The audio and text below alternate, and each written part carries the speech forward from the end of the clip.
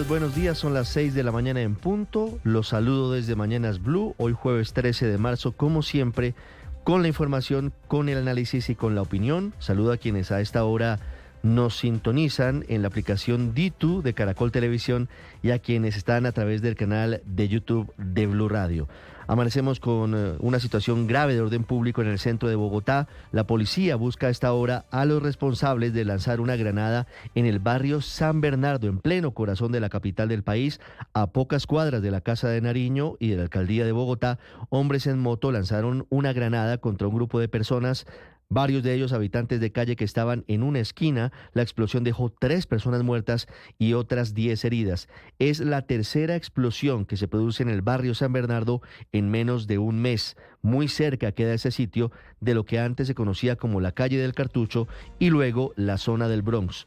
Ahí estamos viendo las imágenes luego de la explosión de la granada que deja 3 personas muertas. Según el general Giovanni Cristancho, comandante de la policía de Bogotá, este hecho de violencia obedece a una disputa por el microtráfico de drogas.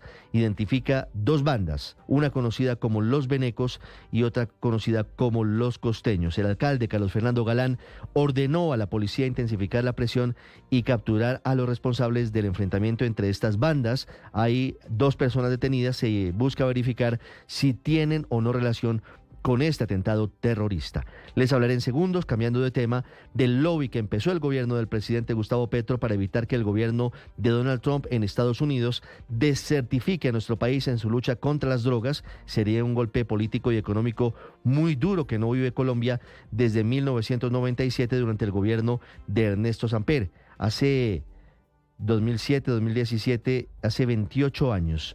No se presenta una desertificación por parte de los Estados Unidos. El plazo para que la Casa Blanca tome una determinación sobre esta certificación anual en Colombia es el 15 de septiembre y por eso el gobierno ha desplegado una estrategia para contar qué está haciendo en la lucha contra las drogas. Una explicación difícil en este contexto. Hay récord histórico de cultivos de hoja de coca y también de producción. 250.000 hectáreas de hoja de coca sembradas y una cantidad muy importante de toneladas de cocaína que se producen. El gobierno dice que sí está luchando contra la droga porque se ha incautado de 884 toneladas de cocaína y ha destruido 5.200 laboratorios para la producción del alcaloide. En segundo, les contaré detalles sobre el negocio del año que sigue su curso, sigue el normal tránsito, pero ya se confirma que Telefónica vende más del 60% de sus acciones en Colombia. Telefónica es Movistar, a Millicom, que hoy en Colombia opera Tigo. Millicom firmó con Telefónica un contrato para la compra del 67,5% de las acciones, un negocio valorado en $400 millones que está sujeto a la aprobación de la Superintendencia de Industria y Comercio. Es un negocio que se viene cocinando desde julio del año pasado y según se informó en las últimas horas, Millicom también plantearía una oferta para comprar el 32,5% del capital de Coltel, de las acciones de Telefónica que hoy son propiedad de la nación y de otros inversores como EPM. Sin embargo, el gobierno del presidente Gustavo Petro todavía no confirma su decisión de hacer la venta de ese porcentaje de acciones. Hay una empresa adelantando en este momento una valoración de cuánto costaría ese 32,5% de la vieja Telecom, que es ese remanente que tiene todavía la nación en Telefónica. Les contaré en segundos de los graves disturbios en Buenos Aires, luego de que se discutiera una reforma pensional, aumento en la edad de jubilación. Miles de personas marcharon, miles de integrantes de las barras bravas también, y se produjo una batalla campal. Más de 140 detenidos, más de 40 heridos, algunos de ellos de gravedad, como un reportero gráfico que hasta ahora lucha por su vida en un hospital de la ciudad de Buenos Aires. Hablando de Argentina, hoy se cumplen 12 años del Papa Francisco como máximo jerarca de la Iglesia Católica. En el Vaticano no habrá ninguna celebración, todos siguen muy atentos al estado de salud del Papa, quien pasó una noche tranquila y sigue mejorando. En Colombia, por supuesto, les hablaré del gobierno en campaña por la consulta popular en medio de las tensiones con el Congreso. Para el próximo martes a las 10 de la mañana quedó agendado el debate de la reforma laboral.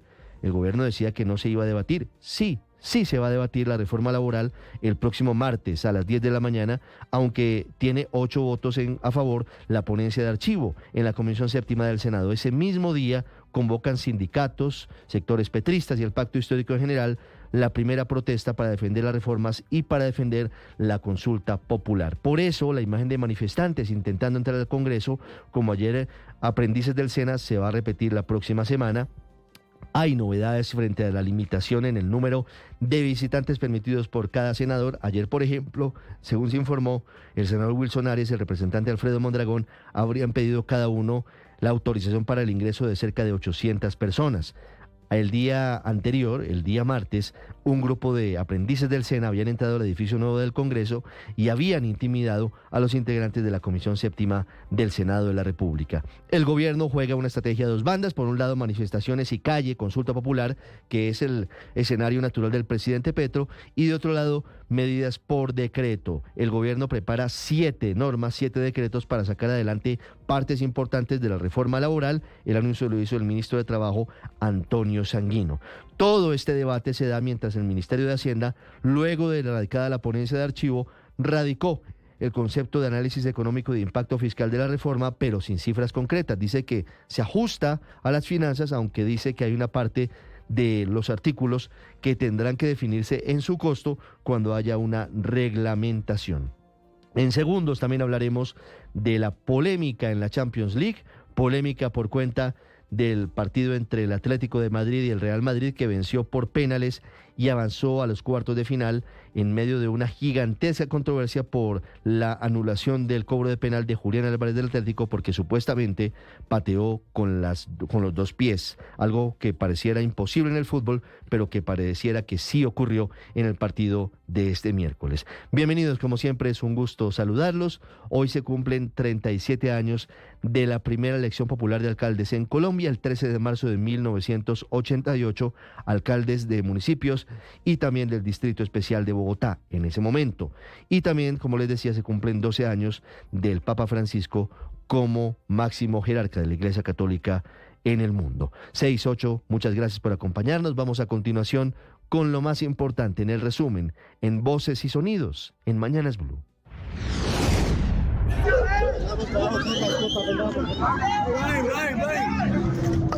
Un nuevo atentado aquí en el barrio San Bernardo. Estamos sobre la carrera 10ª, sobre el separador de la calle Cuarta, donde anoche 2 personas, según las mismas autoridades, uno de ellos que venía en moto, se bajó, lanzó la granada de fragmentación en la misma esquina donde hace unas semanas ocurrió un atentado. En esta oportunidad, 3 personas murieron, 3 hombres, 2 que están sin identificar, y por lo menos 10 personas más resultaron heridas. Esto fue lo que nos dijo el comandante de la Policía de Bogotá acerca de este hecho. La Policía Nacional lamenta los hechos ocurridos en el barrio San Bernardo, en el cual lanzan un artefacto explosivo. Esto se obedece a una confrontación que existe entre 2 grupos delincuenciales comunes organizados. Uno es los venecos y el otro los costeños, los cuales están disputando el territorio por el tráfico de estupefacientes.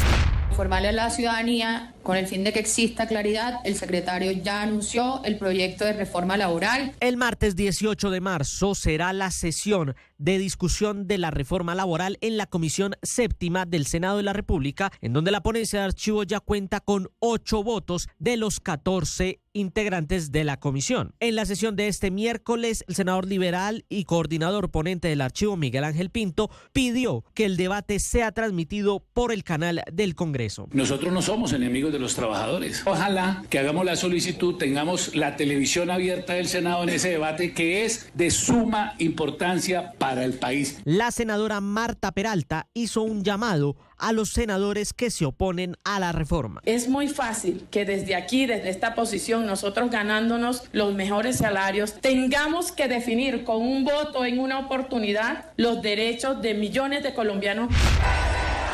Mediante una resolución expedida por el presidente del Congreso, Efraín Cepeda, y el secretario general del Senado, Diego González, se establecieron nuevos criterios y límites en el número de personas que pueden ingresar al Capitolio Nacional por invitación de los senadores. El motivo de esta decisión fue la manifestación ocurrida este martes 11 de marzo, en el que un gran número de aprendices, egresados, docentes y sindicalistas ingresaron al recinto del edificio nuevo del Congreso y buscaron intimidar y presionar a los 8 congresistas que radicaron la ponencia de archivo de la reforma laboral. Eso no es un aval fiscal de acuerdo a lo que establece la ley. La gran discusión estuvo frente al documento presentado por el Ministerio de Hacienda de Análisis Económico e Impacto Fiscal, que aunque reconoce que varios artículos podrían tener impacto, estos deben analizarse con la regulación de la reforma. La presidenta del Partido Conservador y presidenta de la Comisión Séptima, la senadora Nadia Blelesca. Un aval fiscal primero debe establecer claramente las fuentes de financiación. Y nosotros vemos con gran preocupación que ese mismo aval fiscal supeditan el respaldo económico de este proyecto de reforma, primero al recaudo y segundo a la disponibilidad presupuestal de las entidades. El gobierno tiene dos planes para intentar salvar la reforma laboral que está a punto de hundirse en el Congreso. Vía decretos le daría vida jurídica a algunas propuestas contenidas en la reforma. Antonio Sanguino, ministro de Trabajo. Asuntos que venían en la reforma lo vamos a convertir en decretos del Ejecutivo. Presidentes de los gremios empresariales del país afirmaron que la reforma laboral nunca fue concertada y además advirtieron que la consulta popular propuesta por el gobierno nacional es una estrategia política. Habla el presidente del Consejo Gremial, Camilo Sánchez. Ellos están hablando de sacar a la gente a la calle. No es la forma de hacer política con el empleo. Eso sería gravísimo para los colombianos. Por su parte, las centrales de trabajadores rechazaron la ponencia de archivo de la reforma laboral y anunciaron marchas para la próxima semana. Además, apoyarán la consulta popular propuesta por el presidente Petro. El presidente de la CUT, Fabio Arias. Próximo martes 18, en todo el país, en carreteras, calles y plazas, vamos a estar movilizándonos, protestando y rechazando esa solicitud ese anuncio de hundimiento de la reforma laboral. Pacientes de la nueva EPS realizaron un plantón frente a la droguería Cafam ubicada en la carrera 30 en Bogotá. El vocero fue Denis Silva. Hoy nosotros somos víctimas de la indolencia de la política en salud del presidente Petro. 2, porque están cerrando clínicas y hospitales. El año pasado cerraron 4.400 servicios sanitarios. Cada cama que se cierra es menos oportunidades para atender a los pacientes. Y 3, porque se están robando la plata de la UPC. Bruce McMaster, presidente de la ANDI. Le hemos pedido al gobierno nacional que concentre sus esfuerzos en estabilizar el sistema de salud. ¿Qué significa esto? Garantizarle a los pacientes que al menos pudiéramos tener el servicio que teníamos hace 2 años. Pero no solamente eso, sino que deberían mejorar. El Ministerio de Minas evaluará todas las opciones para el abastecimiento de gas, excepto el fracking y la firma de nuevos contratos de exploración. El ministro de Minas, Edwin Palma, ya inició gestiones con el gobierno de Qatar para adquirir gas a menor costo. La autopista norte es el centro de la nueva pelea entre el presidente Gustavo Petro y el alcalde Carlos Fernando Galán. El mandatario nacional aseguró que las inundaciones en esa vía que se reportaron el pasado martes eran porque la ciudad y los constructores codiciosos se habían metido a los humedales, a lo que Galán respondió que en realidad durante la Bogotá Humana, la alcaldía de Petro, se habían aprobado más de 400 licencias para construcciones en zonas que hoy su Ministerio de Ambiente señala como nuevas áreas de humedal. Y aunque le reconoce que la autopista norte sí fue construida sobre una de estas zonas, le insiste que en manos del gobierno, de la ANLA y de la ANI está el futuro de las diferentes intervenciones en esa vía del norte de la ciudad. Está en manos de la nación, acompañando con el distrito y con el concesionario. Bogotá puede resolver este problema. Mientras tanto, seguiremos haciendo el esfuerzo de mantenimiento porque nos corresponde, pero la clave está en ese proyecto que se tiene que hacer. El enviado de Estados Unidos para Oriente Medio, Steve Witkoff, llegó a Moscú para reunirse con las autoridades rusas e informarles de los detalles de la propuesta de tregua acordada en la ciudad saudí de Jeddah con los negociadores de Ucrania. Una marcha de jubilados apoyada por hinchas del fútbol terminó en fuertes enfrentamientos en Buenos Aires, Argentina. Hay 60 detenidos. Los disturbios comenzaron en la tarde cuando los manifestantes desafiaron un numeroso cordón policial que buscaba retomar el control en las calles con un camión de agua y gas pimienta. No tenemos miedo y que estamos defendiendo nuestros derechos. Luego de una serie de reuniones con agencias del gobierno de los Estados Unidos, el embajador de Colombia en Washington, Daniel García Peña, dijo que la certificación en la lucha contra las drogas por parte de ese país no está garantizada. El problema está en la cantidad de cultivos ilícitos y en la producción de cocaína. De ahí el mensaje del embajador García Peña en el sentido de que no puede garantizar que vaya a haber certificación. ¿Estamos garantizados esa certificación? Por supuesto que no, es una decisión del presidente Trump. Sabemos que efectivamente va a haber, por eso estamos desde ya actuando para sentarnos con cada una de las personas, explicar esto que decía muy bien Gloria, que entonces estamos con la erradicación, pero la erradicación sostenible, durable.